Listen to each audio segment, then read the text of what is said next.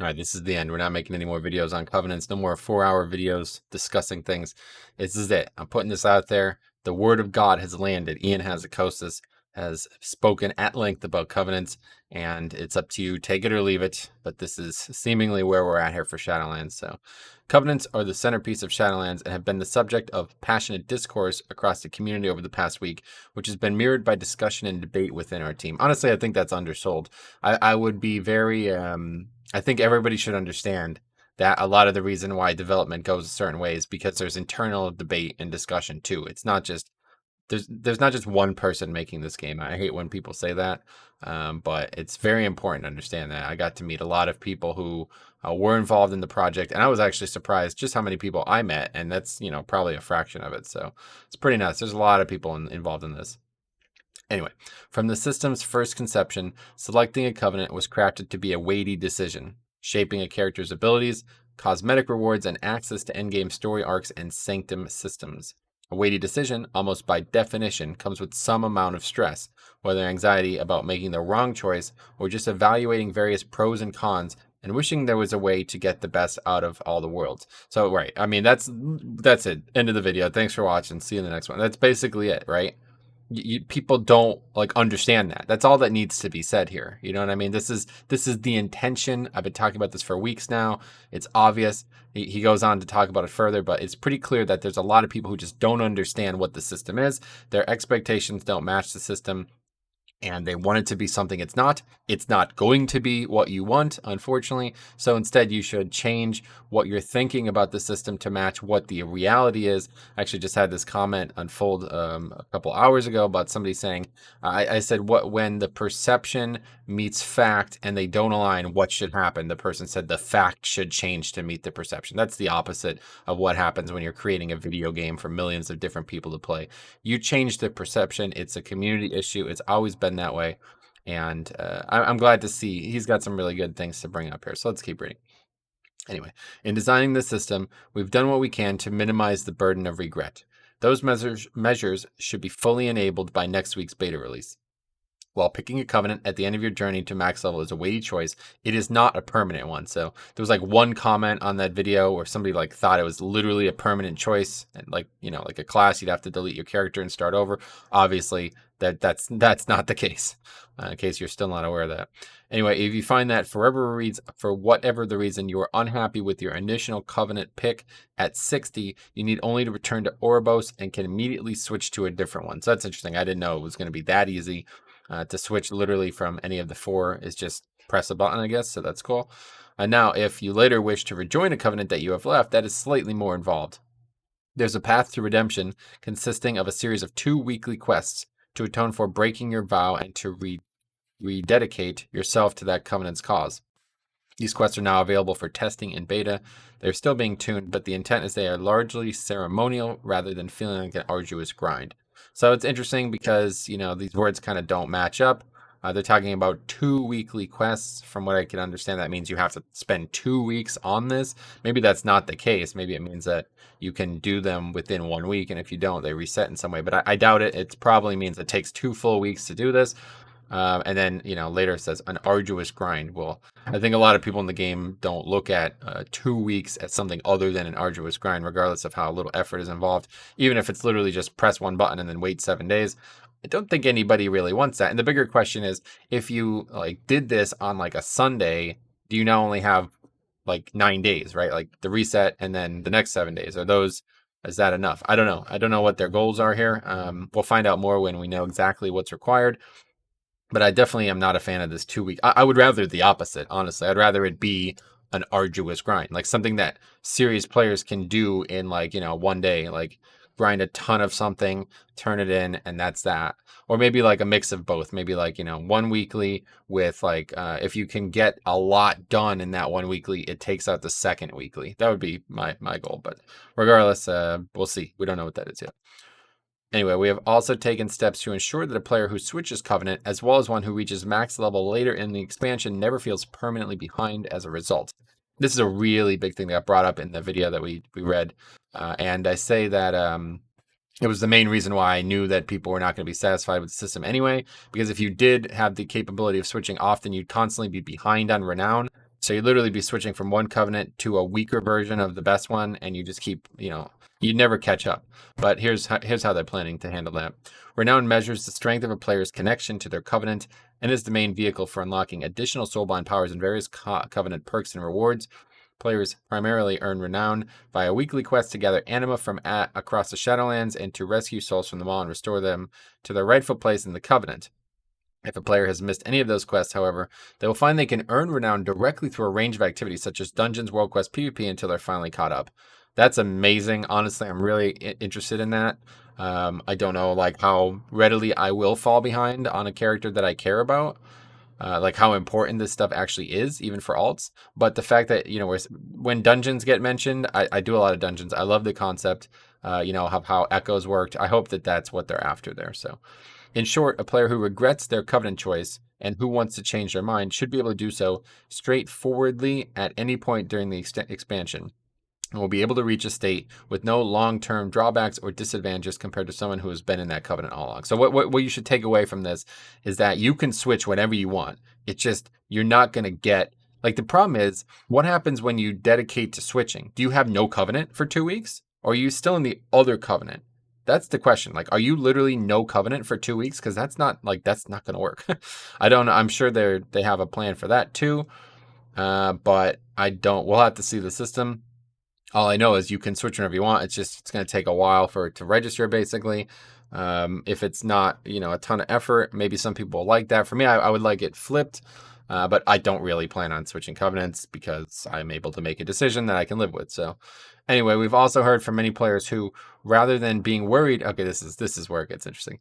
We've also heard from many players who, rather than being worried about regretting their choice, would prefer that they not have to choose at all. I mean, I literally said that in the first video, that people did not want there to be choice. I made a bit of a political reference that I won't repeat here, but it's pretty obvious to me that that's what people wanted.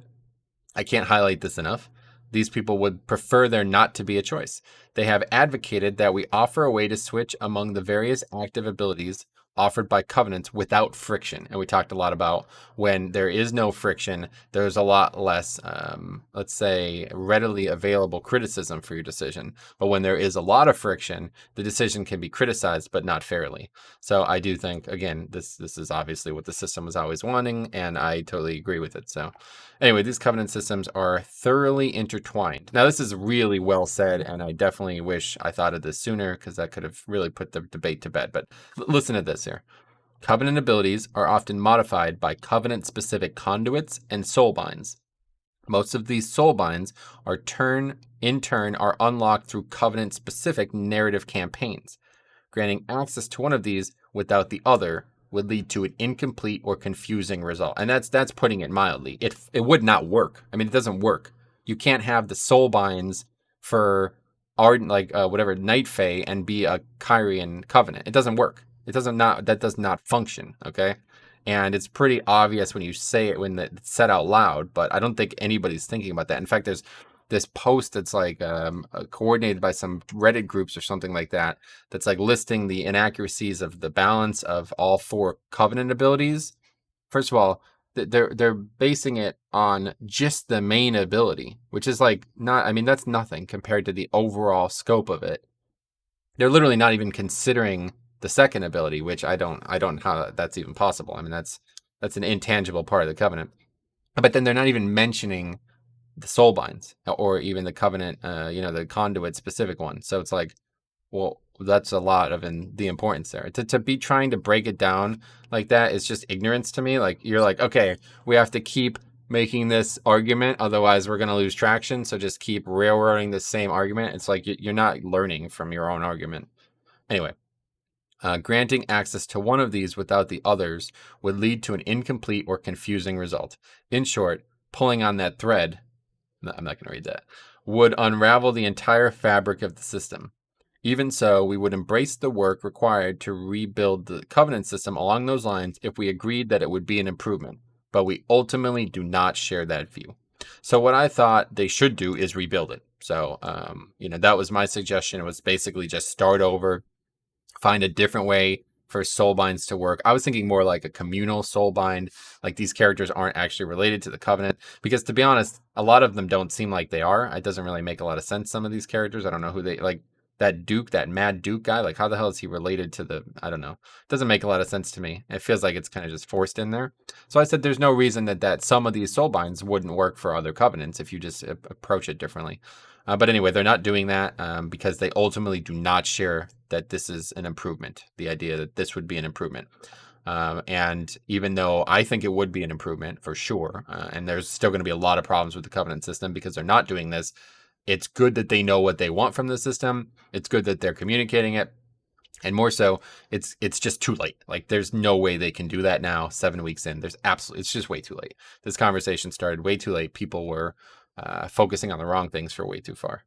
Okay, so anyway, before starting an arena match, engaging a raid boss, entering a dungeon, a character in Shadowlands can change their specialization, talents, legendary items, and other equipment, active soulbind, and chosen path within that soulbind. When it comes to customizing your loadout, the set of tools you're going to take into a given encounter, aka loadout, WoW offers more options than ever before, and you can almost entirely reshape your character on the fly to suit the moment. Very important. Talked about this a lot in the 2 videos we've already produced. It's important. And when he lists all of these things, like it's like, oh my God, that's so many things. So he says, but as malleable as those choices are, none of them, other than perhaps your specialization, defines your character. They aren't who you are, but rather what you happen to be doing at a given moment. And this is exactly what I was trying to communicate when I made the first video about how a decision that defines you is one that, you know, you can stick with and deal with on your own, and one that does not define you, like, you know, your talent or something like that, is one that you're going to get, you know, a lot of peer pressure on, and it's going to be expected that you handle it a certain way. So for me, that's why I like this system. Anyway, rather than add yet another layer to that decision matrix, which is important because, I mean, we just listed like 7 things. So another one, those active abilities that people wish were talents, but instead are not. We're trying to do something different here and let the players more meaningfully define their character's identity and set themselves apart from others who play the same class. That's, again, maybe the best. I don't know who writes this stuff. I don't believe it's him because he's not this good with words. But this is really, really well written. It's exactly the way you should understand it. It's going to change your character's identity and set you apart from other Death Knights. So if a Death Knight is using Night Fae and a Death Knight is using Kyrian, they will play differently. And that's exactly what they should have did. Again, we talked about ways that could have been even better if they offered more abilities, like, you know, one ability and then all this stuff. It's a little light for sure. That could be a problem for people. But regardless, more might come in the future. And it's just important that everybody understands that that's what they're trying to do here. Whether or not you agree with that, you know, unfortunately now that argument looks like it's invalid, but it is important. I think a lot of, like, probably 80% of the people arguing about this don't actually recognize that. They want it to be something that it's not, and they're upset that it's not that. Anyway, that identity entails a blend of aesthetic preference, narrative experience, and mechanical strengths and weaknesses. These are, again, this is a class, right? We're talking about a class here. This is what I was trying to explain weeks ago. From the earliest sketch design of Covenant system, our goal was to answer, what do you play in Shadowlands? To be a Kyrian Paladin or a Venthyr Paladin, rather than just Paladin. And I think that's part of why they restructured classes and specs into a more formulaic class system, right? Anyway, and given the central role of combat and power progression to World of Warcraft as a whole, achieving that goal for most players requires that there be player power implications to Covenant choice. And again, that's like, it's almost like people don't seem to understand that. If there was no player power implication, then this just choice would be useless for most players. Like, you know, you could RP and stuff, but like 90% of people don't do that. So, okay. Anyway, none of this is to say that development on Covenants and their powers is finished, or that we are not open to further changes. Far from it. We understand that when we offer a choice between competing packages of strength and weakness, if we're not careful, especially given social and community pressures, weaknesses can easily overshadow strengths.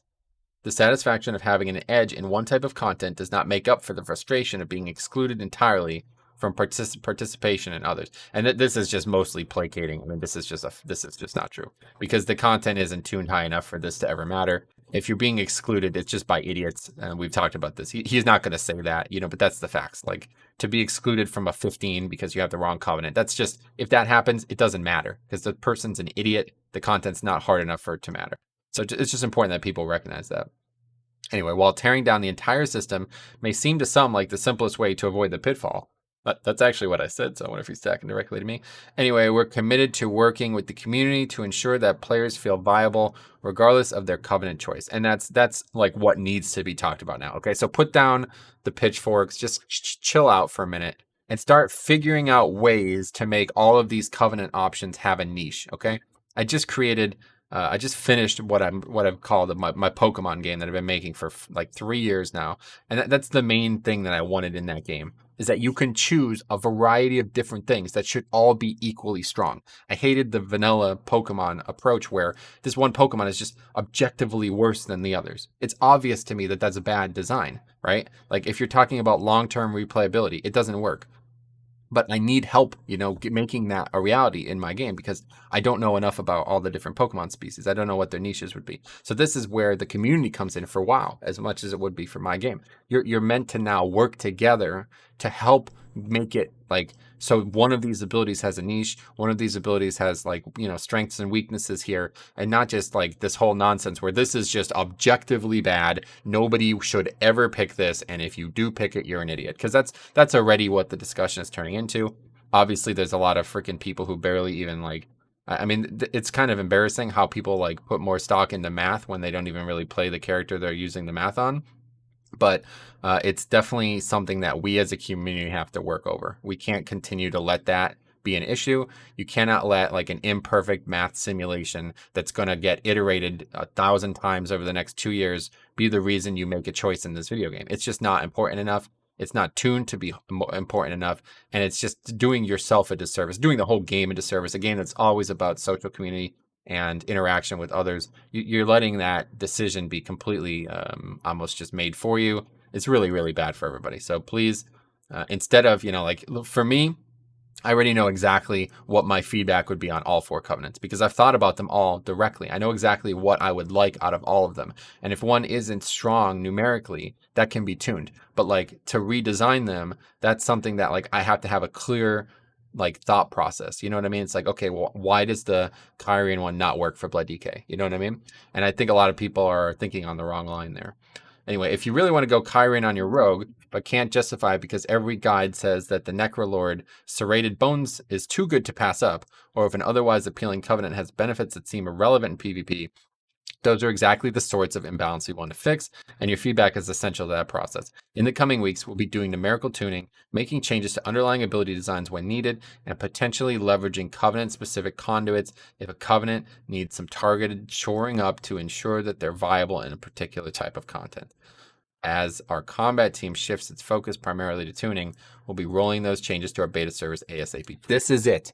Now, stop arguing about nonsense. Stop making, stupid comparisons to things that are not the reality of the system.